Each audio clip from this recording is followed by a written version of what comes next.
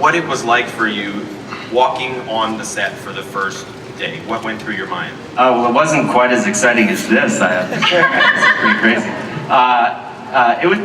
It was incredible. I mean, my first day was actually, we started light, and it was, we were doing scenes with Philip Seymour Hoffman, who's also joined the cast. Couldn't be here, but, so that was pretty fantastic. And then the rest of the week, pretty much worked with everybody, and it's just, it's a dream cast, it's a dream story, so a lot of fun. Hi, Jennifer, all the way down at the end. How's it going? Nice to see you. Okay, obviously, last time we saw Katniss on screen, she's returning home, the victor of the Hunger Games. Tell me about the challenges that Katniss is facing in the second film. What's going through her mind? Well, her life is very different now. She's struggling from post-traumatic stress from the games, and she's kind of has a new life where she never has to worry about food anymore. She never has to worry about, she's living in Victor's village, and that kind of leaves her feeling kind of useless in an odd way. She has to adapt to this new life, and also she's now experienced something with Peeta that they'll only understand each other in a strange way. And so Gale, who she's known most of her life, who she's always felt understood certain parts of her, now really Peeta kind of understands a part of her that Gale never will. So that. And Josh, can you talk about, I get the feeling that the love triangle just gets more and more intense in the second film.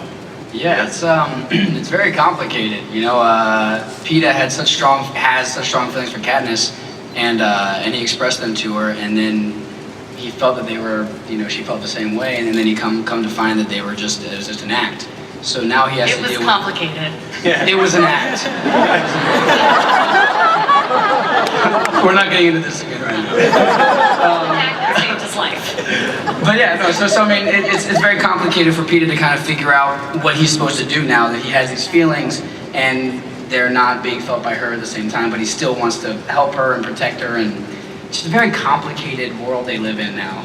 Yeah. And Liam, for you, obviously, when I was reading the book, I just remember reading the scene, the torture scene, basically. I would imagine that must have been one of the things that you were kind of most nervous or excited or feeling challenged about. That's a crazy scene, I would imagine, to film. Yeah, it's interesting to turn up to work and just get whipped for 3 days straight. And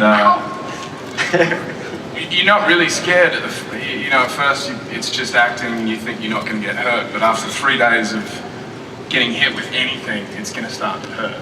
And it was good fun.